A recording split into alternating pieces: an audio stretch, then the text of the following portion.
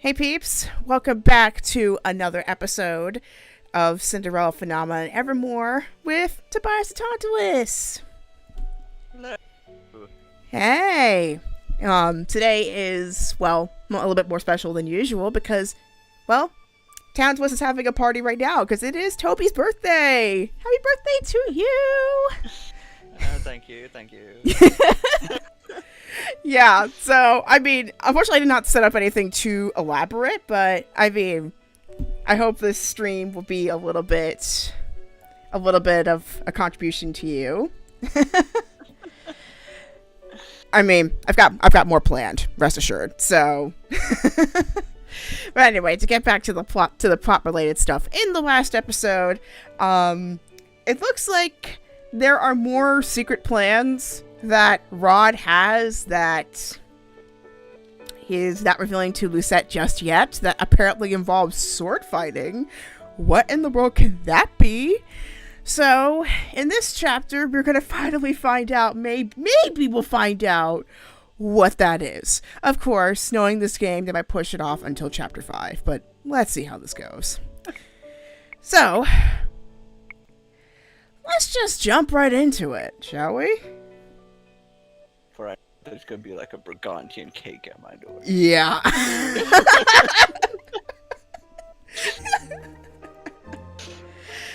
Alright. Let's see if I can remember what it is. Yes, not allowed to run yourself to the point of exhaustion. So, Emmeline and Sebi. Emmeline and I emerged from Viorica's store after a 2-hour visit. Sebi, who is sitting on Emmeline's shoulder, huffs a sigh as we exit. Finally. Feel like I've had my cheeks pinched for hours. Emmeline laughs. It's because Viorica's cousins adore you. Sebi grumbles, but I cannot help but smile. Viorica's child cousins were in the store today when we came to visit. Viorica has been watching them while their parents are on vacation. I suspect her cousins were a little easier to distract today because Sebi was with us. Emmeline and I have been trying to take him more places with us lately. You enjoyed the attention. You just do not want to admit it. Oh, my poor cheeks. Would you rather have been stuck in Rod's room? I could swear the plush shudders. I guess the kids aren't that bad. Emmeline pats Sebi's head as we make our way into the town plaza. Back when I was Emmeline's personal maid, I came to the town with her frequently. I didn't like going out then, but now I find these little excursions permissible. Enjoyable, even.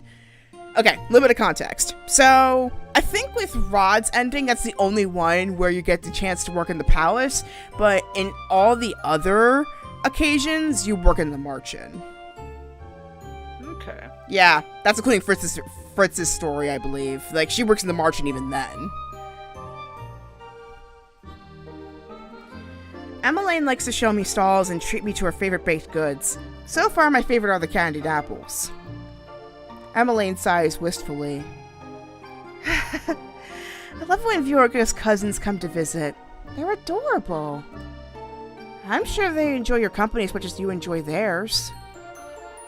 Don't you find them endearing? I shrug. Children are difficult for me to understand. When I was young, I distrusted most children my age because mother insisted they were trying to use me. I think they appreciate your honesty. Children usually do. Emmeline gives me a teasing smile. Someday, I think I'll make an excellent mother. I freeze so suddenly, I nearly trip over a passing merchant.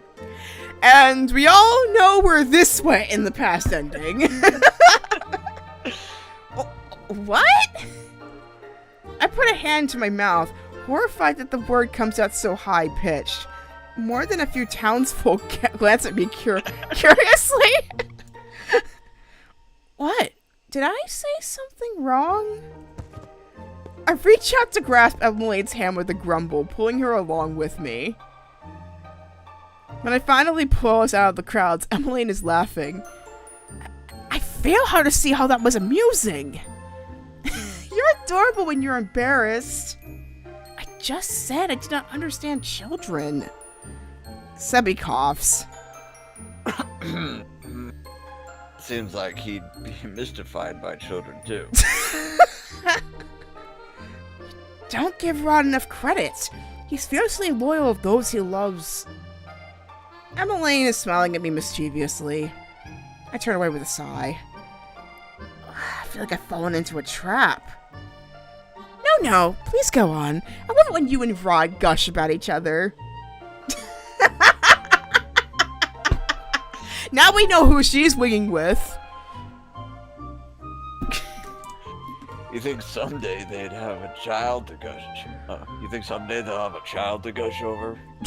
Both of you, stop talking. The last thing on my mind right now is children. The more I think about it, the more embarrassed I become. Emily must tell me for my silence that I am uncomfortable because she shifts the conversation to herself. Someday, I would like to have a family of my own. I look at her curious. The last time she was interested in another man. Varg. The masked man was Myth's accomplice. He disappeared after I broke my curse, and we still have been unable to uncover his identity. Emily was heartbroken. She really seemed to want to get to know Varg better. Since then, she hasn't seemed to connect with anyone else. At least, not so far as I'm aware. I know for a fact that you would be an amazing mother. Thank you, Lucette. Someday I hope I'll have the opportunity to have a family, but I'm in no rush. She shakes her head. Speaking of rushing, you and Rod have taken everything very slowly, haven't you? What do you mean? Emmeline laughs. Well, it took you a while to resolve the most recent issue. You make it sound like we were fighting, but when the problem was that Rob was being secretive. He truly is a special kind of stubborn. Then again, this is an understatement. This makes Rod's stuff looks like child's play compared to like what Karma went through. Sebi sighs dramatically. Welcome to my world, princess. Can you imagine what it was like to listen to an overthinker's thoughts? But now you know he wasn't ever going to speak them out loud. Yes.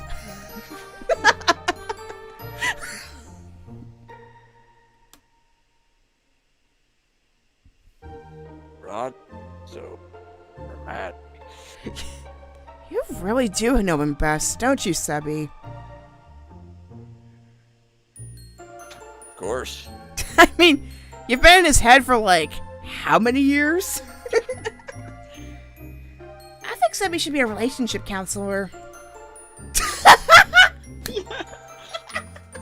I would be an excellent counselor.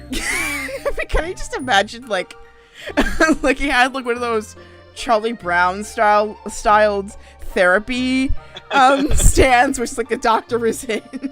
It's just like the tiny plushie just sitting on.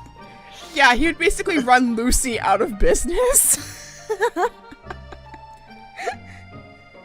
The two of us share another laugh as we turn and head back to the palace. Lucette, thanks again for accompanying me today. It was my pleasure. Emmeline taps Sebi on the head. Let's go return you to Rod's room, shall we? Back to the dungeon. Emmeline laughs. We'll see you later, Lucette. Good night, princess. On my way back to my room, I see Father. He's heading for my door when he stops, noticing me. Oh. Ah, there you are, Lucette.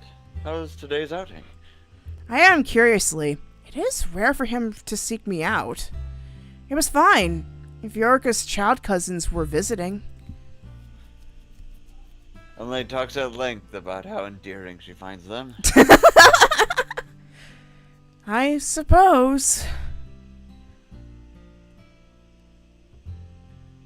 Can you spare a few minutes, Lucette? Oh, what is he going to talk about? My curiosity sharpens to wariness. Of course. Then, shall we walk? He offers his arm, and as I set my hand in the crook of his elbow, the two of us begin to wander the corridors, which are thankfully quiet at this time of day. So I hear you and Rod have resolved things. Yes, finally. I glance at him. He told me he sought you out for advice. Father smiles. He almost looks relieved? I'm glad he came to me for advice. I could tell something was amiss. I'm glad he spoke with you. It seemed to clear things up for him. It can be extremely difficult to discern one's feelings when it comes to love. It's a complicated thing. That is why it's so important to self-reflect on your feelings, but also on your loved ones. Father pauses to look at me. It's good to see you smiling again, Lucette. I know this long-distance relationship has been difficult for you, but if you ever need advice, I know what it is like to court someone outside of the noble circle. That is true. He has that experience. And, wow, it's long distance in more ways than one. You and Ophelia are an inspiration. My father laughs. I could say same about you and Rod. You've sacrificed much to be here. I know Rod has, but have I? Let's see, Lucette. You endured a curse. You basically endured a Cinderella curse where everybody but the people who were cursed forgot you were royalty, and those who did remember you absolutely hated you. You had to work your way up with fairies and witches. You find out you're a witch yourself with that memory being wiped by your own mom. You fell in love and took a knife to save your boyfriend. Worked hard to repair relationships with the kingdom and balance between humans and magical creatures. And on top of that, you managed to maintain your relationship with a wish that you absolutely didn't think was necessary. Yeah, I say you did a lot.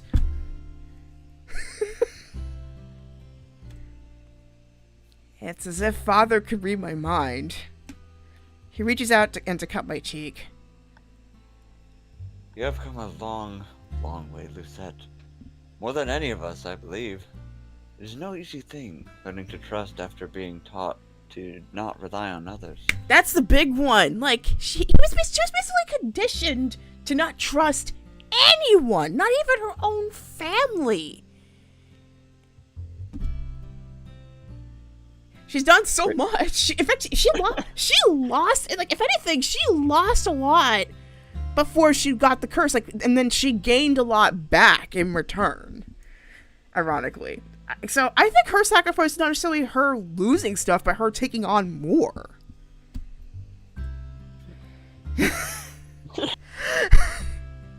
Oh my gosh! But yeah, summary of this whole series: y'all need therapy. Y'all need Sebi to be your therapist. Y'all got issues. My father falters. I'm sorry I could not teach you that sooner. I mean, considering what you were going through with your first wife, if you can even call her that, I don't blame you in the slightest. Every day I'm grateful you decided to give me another chance to make things right between us. My heart twinges. Of course, We both pause in the sound of footsteps. I expect a servant and am surprised to see Rod instead. He looks just as surprised to see us. Am I interrupting something? Yes! Father-daughter developing! Man! I mean, I know, don't get me wrong. I like you too, but like... They've had 18 years where they could not even communicate properly. Well, actually, not 18 years, more like 10 or 11. But that's still a lifetime. Again, he's surprised too. He didn't mean to interrupt. You were just walking this way.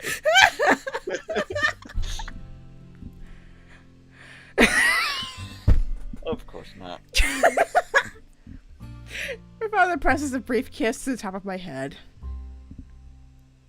Good night, Lucette. Until next time. Dang it! You couldn't even let her finish! Good night, Father. Father dips his head in Rod's direction before walking off. Rod leans down to kiss my cheek as he approaches. How was the outing? It was pleasant. I give him a look. What about your day? You've been resting, I hope. After we had that conversation the other day, Rod and I discussed the necessity of taking breaks. Touche, Lucette, especially at Waltz's and Chevalier's endings. I let go home over now, relieved to see the dark circles under his eyes are faded and that, for the first time in a long time, he looks relaxed. I did. Mother tried to convince me to take a whole week off, even. She said I ought to treat myself. Yes, treat yourself. He sighs. My birthday is one day. I don't need a whole week. Are you kidding me? Yes. What? I stare at him. It occurs to me that I'd never celebrated Rod's birthday with him. That he's never even mentioned it before. Rod looks taken aback. I shouldn't have mentioned it. I never do anything for my birthday. I don't. What do you want? Also, feel free to comment below. What do y'all do? Do you do anything on your birthdays? And if so, what do you do? Like, this one, I did a beach trip. It was fun. It was really fun.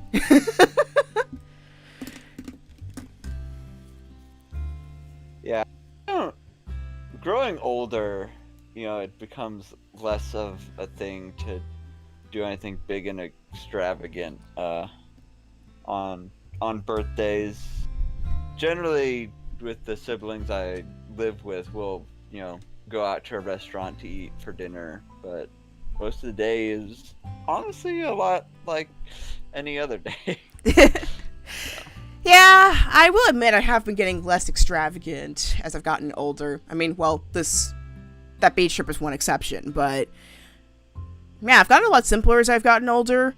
But I still value. I seem to value it a lot more every year because, well, fun fact about me, I was born prematurely.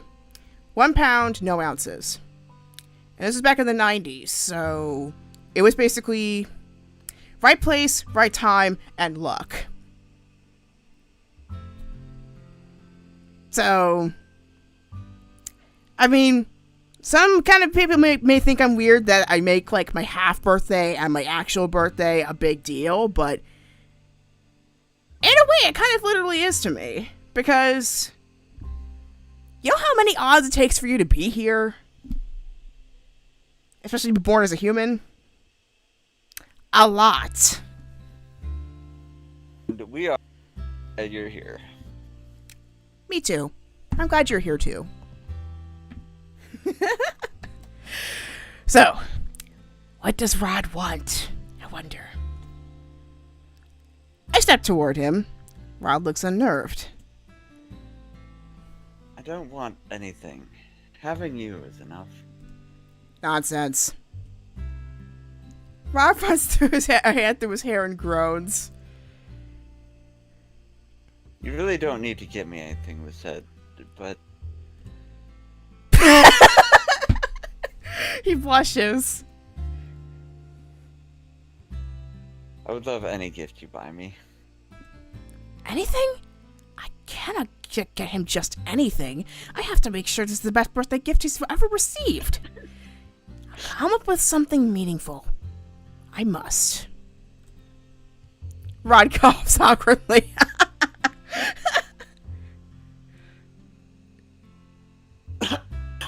Anyway. Also, Lucette kind of reminds me in Christmas presents. I am so... I have some passion. It's like, this gift must fit the person I'm giving it to. I don't want to just give them a gift card or money. I want it to be clear I put some thought into it. Exactly! Exactly.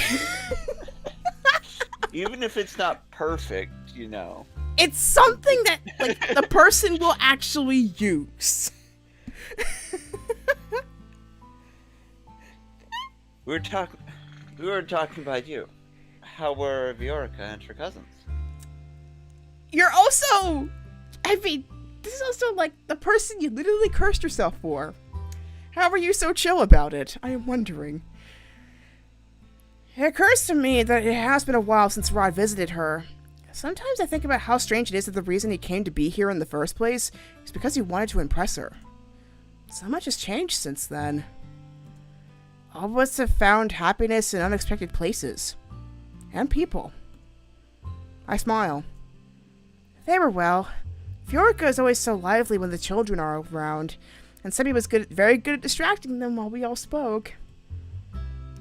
Rod snorts. Sebby is a good distraction. I look at him curious. Have you visited her recently? I have. That wouldn't stop pestering me until I did. He glanced up at the night sky and the moon illuminates the melancholy in his eyes. You're right. She's more lively.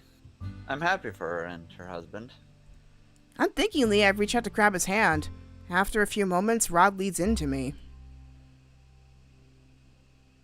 Strange, isn't it? How quickly time passes. Viorica's been married for a while now. Wow. That's right. I think he's been cursed the long. I think, like, other than Karma and Waltz, Rod's been, like, cursed the longest in terms of, like, more recent curses. I can feel his eyes on me. If we married someday, what kind of wedding would you want? Oh. My cheeks warm at this question. This is the first time he's ever mentioned marriage. Well...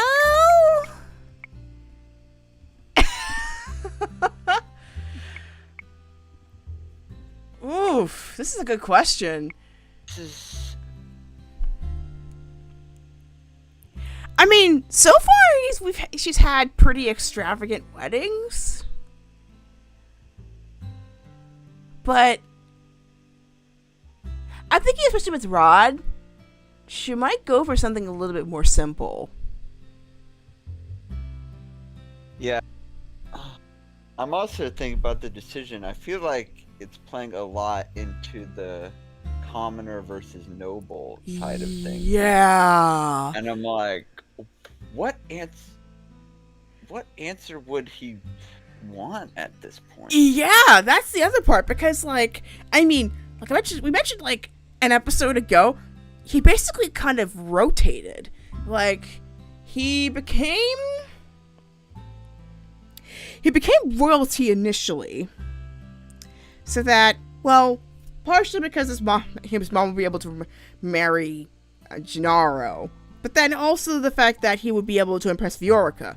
Obviously, that did not work out with Viorica, at least. But he fell in love with Lucette. But then he felt like in order to prove that he was worthy, he basically reversed the wish to turn himself back into a commoner so he could work his way up.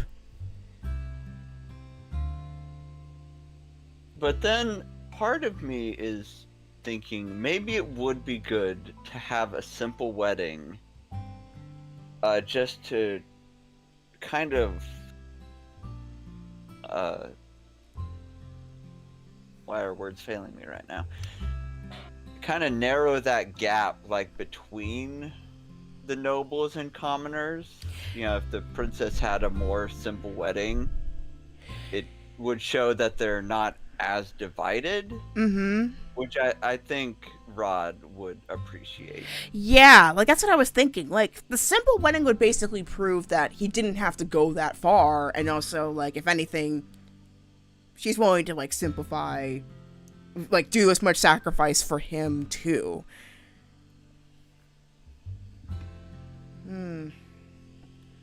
Plus, I mean, in a way, Lucette kind of gets it, because, like, I mean, her mother was a witch. I mean, that's another degree of marginalization right there. So, But yeah, I'd go with the simple wedding too to kind of just prove that point. Alright, let's see how it goes. Simple wedding in 3, 2, 1. You know I dislike decadent celebrations. That's right. She doesn't feel odd about like the Brigantian stuff and like, well, she didn't have fun with the masquerade ball, but she's just not. Yeah, she's not really into doing fancy parties. That's right. So that kind of does fit Lucette too. Come to think of it, I overthink this stuff. Something simple would be nice. Being with you is the important thing. Rod sighs. It's a relief to hear that. I'd do anything with you, but an elaborate celebration would be... I try to imagine him on some grand stage with a spotlight trained on him. Uncomfortable? To say the least. A wedding is a celebration for 2 people, not 1. I would never suggest something you would be uncomfortable with, but... I look at him curious. Why do you ask? I wanted to know your preference. I've been thinking about the future a lot lately, so... So? He turns away, cheeks flush. You're blushing. I am not.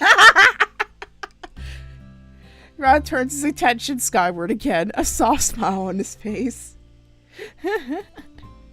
This may be strange to say, but I'm really glad I was cursed. It's strange to think I wouldn't know you otherwise. Rod steps back and tilts my chin up. I look into his eyes, so bright in this darkness, and smile. We wouldn't be here right now, like this. He trails his fingertip down my cheek until his thumb is brushing my lips. Oh, then he leans down and presses his lips to mine. At first it's a slow and sweet kiss, but then his hands travel down my back, drawing shudders up my spine as he pulls me over to deepen the kiss. It is a kiss I sink into, a breathless kiss I never want to surface from. The ocean metaphor is strong here, because his curse is a little mermaid. When Rod finally pulls away, his cheeks are endearingly rosy, but the shock on his face... I have no doubt my own face looks the same way. I'm sorry. I laugh. It's a good thing the halls are so empty tonight. Suspiciously so. If no one's watching us, the thought makes me want to hide under my blankets forever. I shake my head. Not apologize. That was very nice.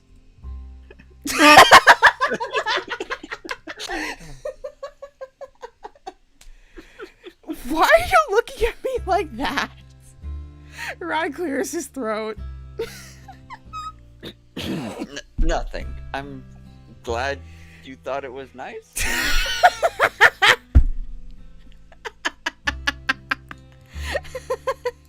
They would be great members of Introverts Anonymous. The longer we stand here, the more awkward this becomes. Rod coughs. We should get some sleep. That is a good idea. I reach out and take his hand. He walks me back to my room. We say our goodnights before parting for the night. I stare at the cakes lined up for today's taste test. Ophelia decided to leave it up to Emmeline and I to choose the best cakes for the ball.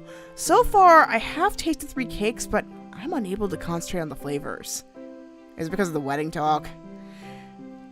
My mind is on the ball, which takes place in 1 week, and more importantly, his birthday is in 2 days and they've had to come up with a gift idea.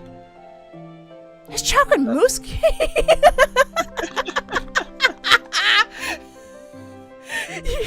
Sorry, you're about to say something. I was just about to... I was just saying, oh, good. You know, the birthday is still coming up. I had thought we missed it from the way the dialogue was going. Yeah! I thought his birthday was that day, and it just like passed by. I thought it was the next day. I didn't think it was 2 days. Anyway, this chocolate mousse cake is the best so far. What do you think, Lucette? I nod absently. Emily leans forward, squinting. Oh, what? You say that, but you haven't even tasted it yet. She gestures toward my fork, still half raised to my mouth. Sorry. What's on your mind? Rod's birthday. Oh, I just recently bought my gift for him. Why didn't you mention it to me earlier? Why didn't no one mention it at all? I narrow my eyes at Emmeline, who raises her hands in surrender. I just remembered a few days ago. I always forget. Ron never likes to make a big deal of it. I'm surprised you know about it. He brought it up accidentally to me. Emmeline laughs. That sounds like him. So, she leans. Honestly, that's the way it ends up for me too. Like, I'll casually mention, oh, my birthday's tomorrow or whatever, and people are like, what? Yeah, I used to make a big deal about it, but then, as I got older, it's like, you know what? I might be annoying people by just mentioning it, so I'm just gonna downplay it a little bit. Yeah, exactly. Like, if it never just casually comes up in conversation, and I don't want to, make a point of it. Be like, oh, by the way, my birthday is. Yeah. Just so you know. Yeah, thankfully my friends are getting pretty good at remembering, but my family, however, they're always off by a day, or even worse, a week. So that's when I kind of have to bring it up. It's like, it's August 7th. Yeah, now y'all know. But it's the 7th. It is the 7th day. On the 8th month. Not hard. She leans forward. Do you have any gift ideas? Oh no.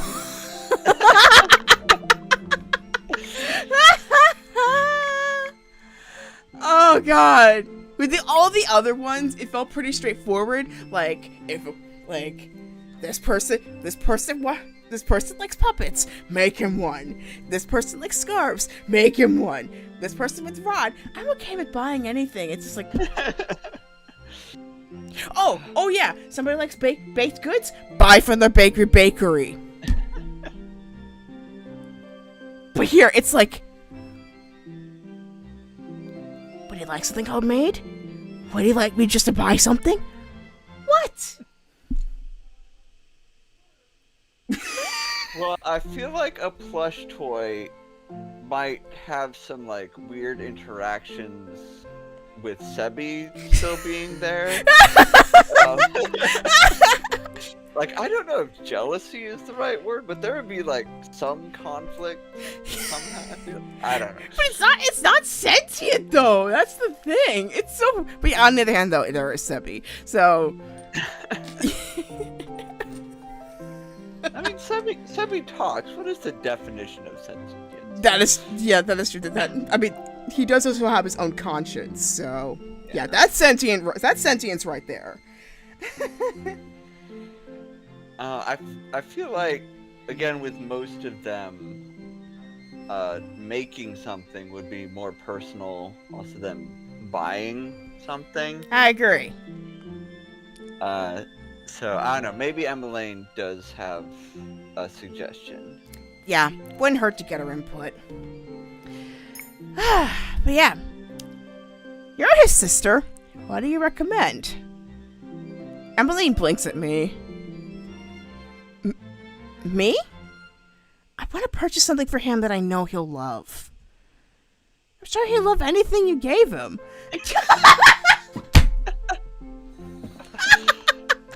So she is still gonna buy something either way, I guess. Dang! I don't want him to love it because I bought it for him. I want him to love it because he finds it truly valuable. You can sew, right? I can, but I'm out of practice.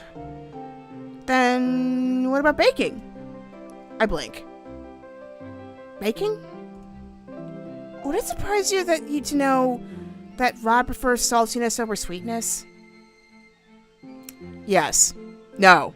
No. Actually, no. I had to rethink the question. No. No. I'm not surprised it's saltiness. Considering his personality. She grins. I grew up in a bakery full of sweet things, but Rod's favorite thing growing up were always Mother's special bow-shaped pretzels. It's been years since Mother baked. I'm sure he'd love to have them again. Idea. Light bulb. I cannot imagine I would bake them well. I'm sure Mother would help you make them if you asked. Maybe it is worth a try. Rod may appreciate the nostalgia. I can give it a try. Emmeline is... More important than the actual pretzels themselves, if you learn to bake them, then the real gift is that you can now bake them for Rod. Yep. Like as a regular thing. Exactly. Emmeline is beaming when she grasps my hands. Mother is going to love this. We're going to tell her after we finish with the cakes. The two of us resume our testing, and when we are done, we make our way to the throne room. As expected, Ophelia is sitting in the throne room looking over papers. She looks up when we enter. Oh, hello, girls. Done with the cakes? Yes, but we're not done with baked goods just yet. Oh? Emmeline looks at me expectantly, a sparkle in her eye. I fidget as I look at Ophelia. I would like to bake pretzels for Rod for his birthday. I was wondering if you might teach me. Ophelia looks surprised, then delighted. What a splendid idea! It's been months since I baked anything. I'd love to help you. I suppose this is meant to be a secret? Don't worry, I'll make sure Rod doesn't find out. On the other hand, depending on how far the royal kitchens are from the big palace grounds, he might smell them from a mile away. Are those pretzels? Are those pretzels? We're counting on you, Emmeline. I really hope I can recreate these pretzels. Ophelia and I agree to meet up the day before Rod's birthday to make the pretzels. Our time in the kitchen is a blur. Though Ophelia clears the area for just the two of us, I'm extremely out of my element. Still, following Ophelia's instruction, I managed to bake the pretzels. Cinderella. Two of us are in the dining hall looking at the platter now.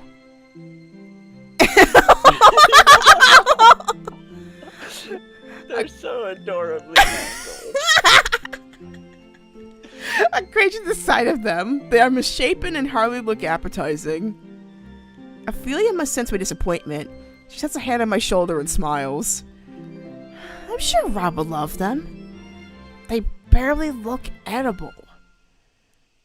Perfect presentation takes practice, but these taste incredible. That's the important thing. I hope that is the case and that he really likes these.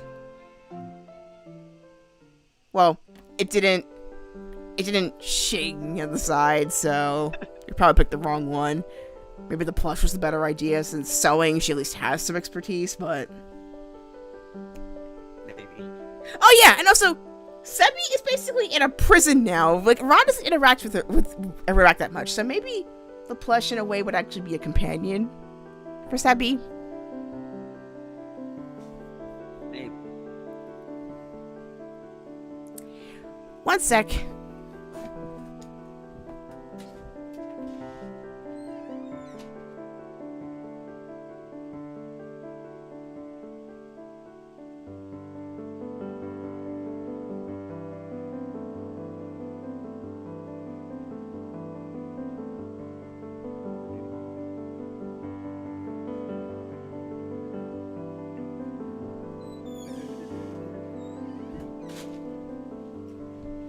Okay.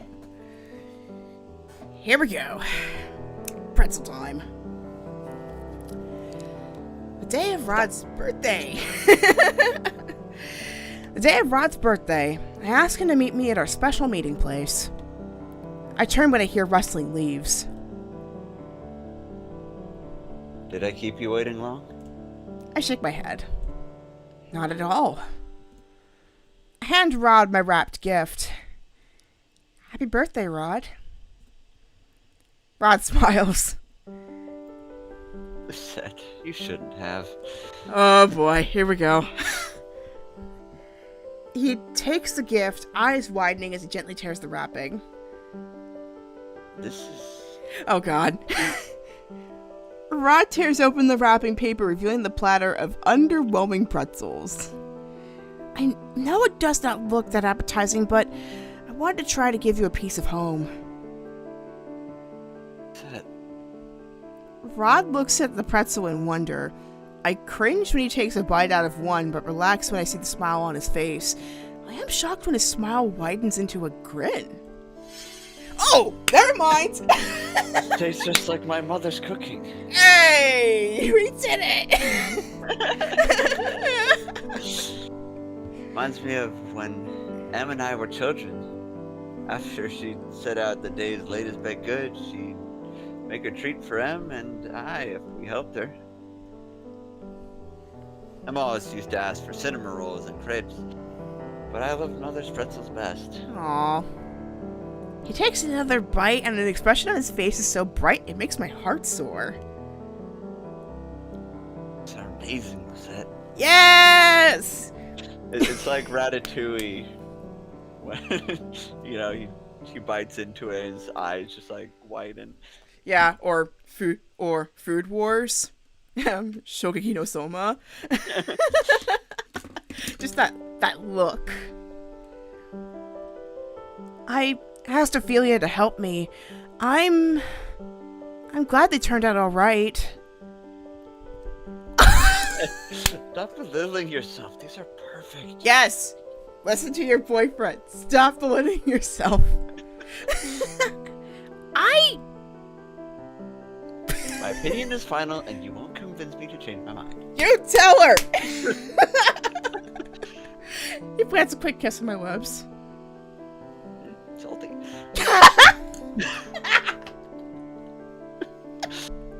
Thank you. The two of us make our way back to the palace. A small feast awaits us upon our return. Ophelia and Emmeline are full of smiles and laughter.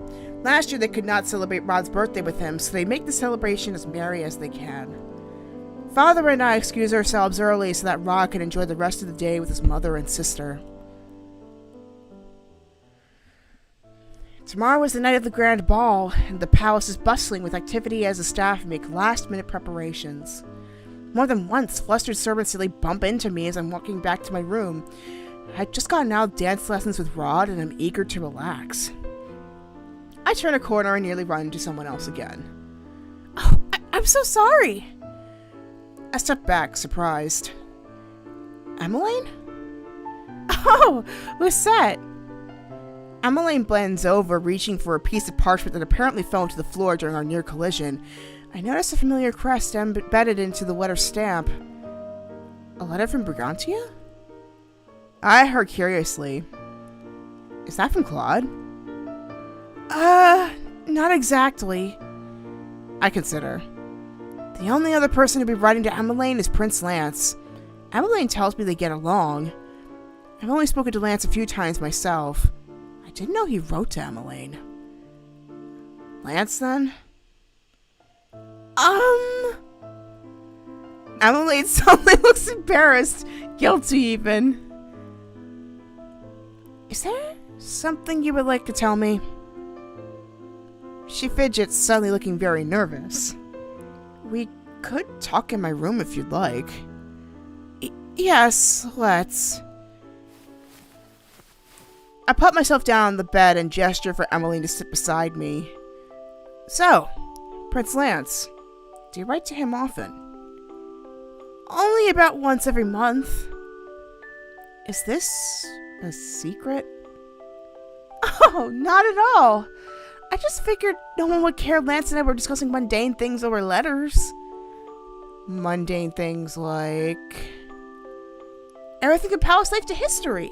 Lance told me he wanted to learn more about Angiel when he last visited, so he suggested exchanging letters. You remember when the Brigantian royal family visited a year ago to thank you for dispelling Claude's curse? I do remember. It was nearly a year after I dispelled Claude's curse. That was the last time he and his family visited, and when Claude first brought up the dance instructor position to Rod. So you have been exchanging letters for a while now. Emmeline smiles sheepishly. Yes, it's never been a secret, but I'm sorry I didn't tell you earlier. No apologies are necessary. You don't need to tell me everything you know. I know, but you've been so honest with me. I will not say no to details now if you'd like to share them. Emmeline has been a good listener and great at giving advice. The least I can do is try to repay the favor. There's not much to share. Your face says otherwise. Emmeline puts her hands to her cheeks with a sigh. I've already told you the gist of it, but recently Lance has mentioned he'd like to spend time together. He even mentioned... Courting you? Emmeline hops out a soft, nervous laugh. Not exactly in those words, but yes. He'll be here for tomorrow's ball, but I don't want him to ask Father for permission then. Why not? It seems to be as perfect an opportunity as any. Because this ball was for you, and because Rod... She freezes. Because Rod what? It's nothing. Just ignore me. Did you almost ruin a proposal, Emmeline? Oh my god. This wouldn't happen to be that surprise everyone keeps mentioning, would it? You'll see. Anyway, this is a celebration for you and Rod. Whatever might happen between Lance and I in the future, it can wait. You two waited after all, and now you finally get to have your happily ever after. Happily ever after. We still have problems to work out, but we are getting there.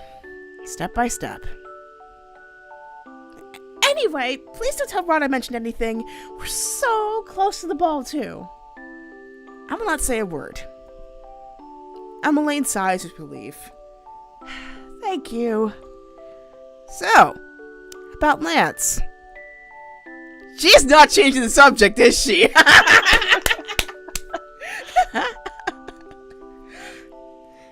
I laugh when Emmeline blushes. Have you told anyone about this? Father obviously does not know, but what about Ophelia and Rod? I've told Mother, but Rod... I've been trying to find the right time. Rod could be, very overprotective. A little bit. One time a student sent me flowers and Rod showed him back to his home and bombarded him with questions. Isn't that harassment? He's always been that way. And he's so stressed now. I'd rather he'd not have to worry about my relationship with anyone. So I'm keeping it a secret for now. Like sister, like brother. But I wonder, is this the right thing to do? I feel like she's going to tell him soon. Yeah. I don't feel like there needs to be any pressure right now. Yeah, I'd say I think now she's basically learned how to respect their decisions. So I think maybe respecting her decision to like wait a little longer might be the right call here. Because she's come across her own instance of people kind of holding back a little bit until things were ready. So I think she's learned enough now from Rod to kind of hold back a little. In theory. I don't know. I have been in like dances and things where my group of friends will kind of weaken me and physically push me like to go talk to a girl. And I'm like, that is about the worst thing you could do. I was trying to, come up with something and be suave about it, but now here I am awkwardly pushed forward and I have to come up with something and like 2 seconds. I'm like, I was going. Just give me time. Yeah. Hurts even more when you come up with a cool phrase after the fact. It's just like, dang, I could have used it at that moment. I mean, it's like, on the one hand, yeah, like, definitely respect your decision. And the other hand, though, it's like, it's a ball. People are going to be swept up by the mood and all that. But yeah, I would probably go with respect your decision. It's probably the wrong one, but let's go for it anyway. I feel like if it's wrong, then the game is wrong. You should always respect people's decisions. Yes. It does not matter what I think. Emily does not want him to know, and that is her decision. She's kept many of my secrets. The least I could do is keep one of hers. I smile. I'm happy for you, Emmeline. Thank you. Regardless of when Lance asks the king for permission to court you, at least I get to see him tomorrow after the ball.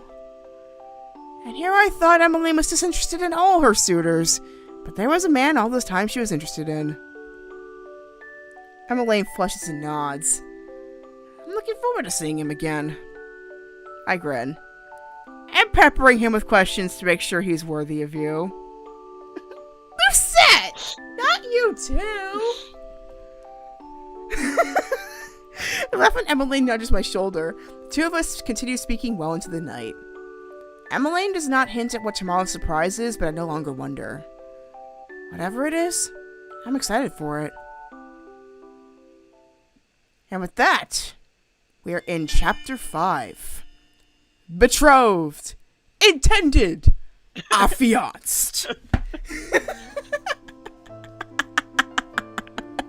That was fun to say. It was begging to be said, though. I can't marry her. She's my friend. Oh, man.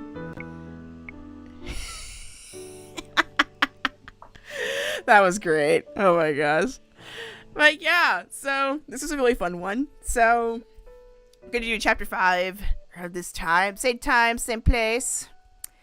Next week. In the meantime, however, we've got Barony on Monday.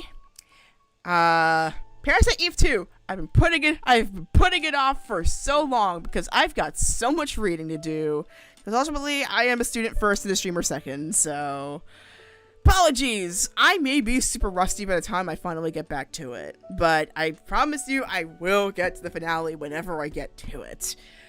And then, whenever we complete these games, the next ones I probably will do are Dandara Trials of Fear Edition. I've been wanting to do that for quite some time now. The Oregon Trail, gotta finish that too. We're on a pretty precarious section of the journey, so I wonder how long we're gonna be able to go for this. And at some point I might start the Stanley Parable. I've been wanting to play that game for a while. I've played the demo a while back, not on the channel per se, but I've been wanting to play that for a while, so I'm curious about how that goes. I finally edited my Fiverr shop, so nerdy card readings by commission only, so please message me directly if you are going to go for it. There's a little bit extras as well in terms of other things like vocal recording or doing it live, that kind of stuff. And finally, support the Red Lake Treaty Camp and any indigenous causes to help preserve our environment. One example of this, if you want to check out facebook.com/Red Lake Treaty Camp, you can find out ways you can protect water protectors and their allies. Here's my social media in case you are curious.